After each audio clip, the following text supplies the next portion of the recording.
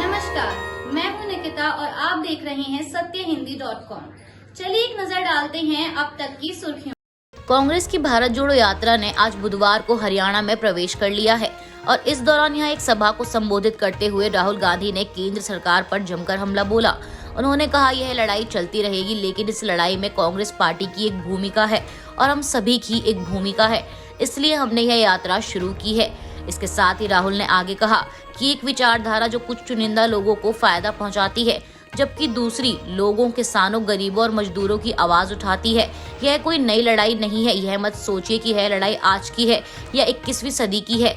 वहीं भाजपा नेताओं द्वारा उनकी इस पदयात्रा पर सवाल उठाने पर राहुल गांधी ने कहा कि वे पूछते हैं कि कन्याकुमारी से यात्रा शुरू करने की क्या जरूरत थी। राहुल ने कहा, मैं भारत जोड़ो यात्रा के जरिए नफरत के बाजार में प्यार की दुकान खोल रहा हूँ।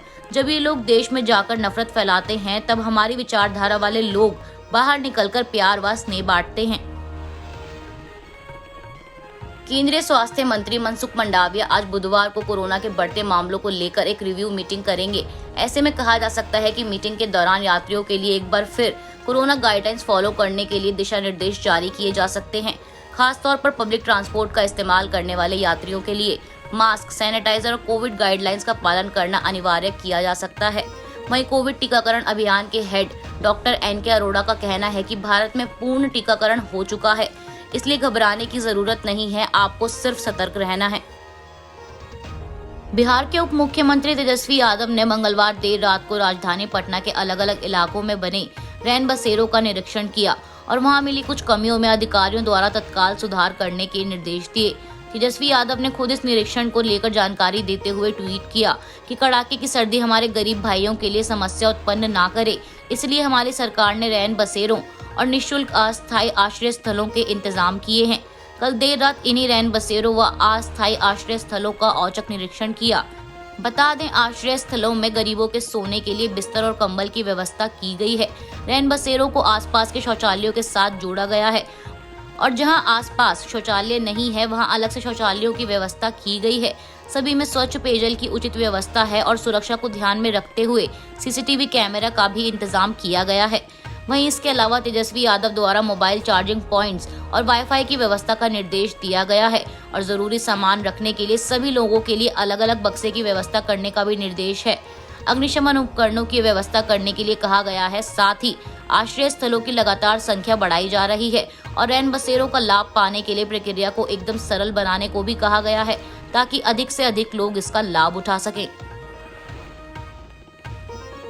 कॉलेजियम प्रणाली को लेकर केंद्र और न्यायपालिका के बीच चल रही खींचतान पर सीनियर वकील और समाजवादी पार्टी से सांसद कपिल सिब्बल ने कहा कि सरकार जजों की नियुक्ति पर अंतिम निर्णय लेना चाहती है और अगर ऐसा हुआ तो ये आपदा होगी।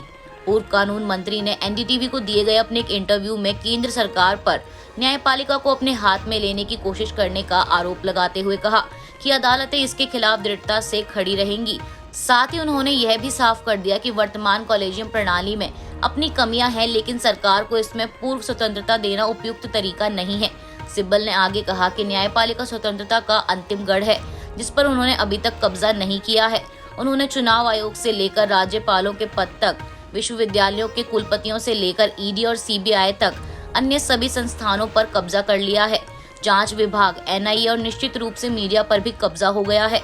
इसके साथ ही सिब्बल ने कानून मंत्री किरण रिजिजू की टिप्पणी, जिसमें उन्होंने कहा था कि अदालतें बहुत अधिक छुट्टियां लेती हैं, को अनुचित करार देते हुए कहा कि कानून मंत्री प्रैक्टिसिंग एडवोकेट नहीं है।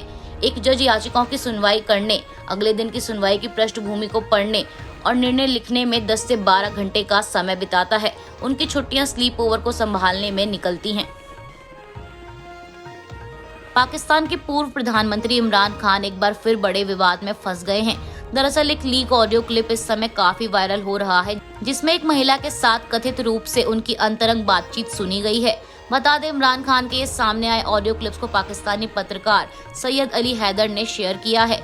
वहीं कुछ खबरों में किए गए दावे के अनुसार यह ऑडियो क्लिप पाकिस्तान के मंत्रालय से सामने आया है।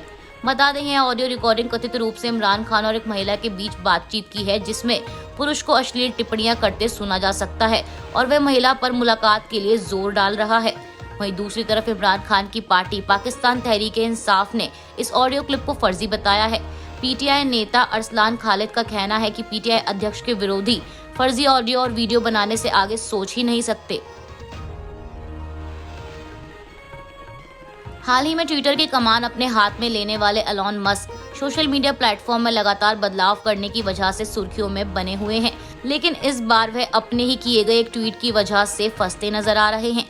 दरअसल एलॉन मस्क ने रविवार को ट्विटर पर एक पोल ट्वीट किया था, जिसमें उन्होंने यूजर्स से पूछा था कि उन्हें सीईओ के पद पर बने रहना चाहिए या फिर इस्तीफा दे देना चाहिए। इसके साथ ही मस्क ने यह भी लिखा था कि जो भी पोल का रिजल्ट आएगा वह उसका पालन करेंगे। और अब पोल का रिजल्ट सामने आ गया है, जिसमें मस्क को हार का सामना करना पड़ा। और इस हार के बाद मस्क ने एक और ट्वीट कर कहा कि हम एक ऐसे व्यक्ति की तलाश कर रहे हैं जो कि इस पद को संभाल सके। उसके बाद मैं जल्द ही सीईओ के पद से अपना इस्तीफा दे दूंगा। उन्होंने आगे लिखा कि वह इसके बाद सॉफ्टवेयर और सर्वर टीम को संभालेंगे। आज के लिए बस इतना ही। बाकी की खबरों के लिए बने रहिए सत्यहिंदी.com के साथ।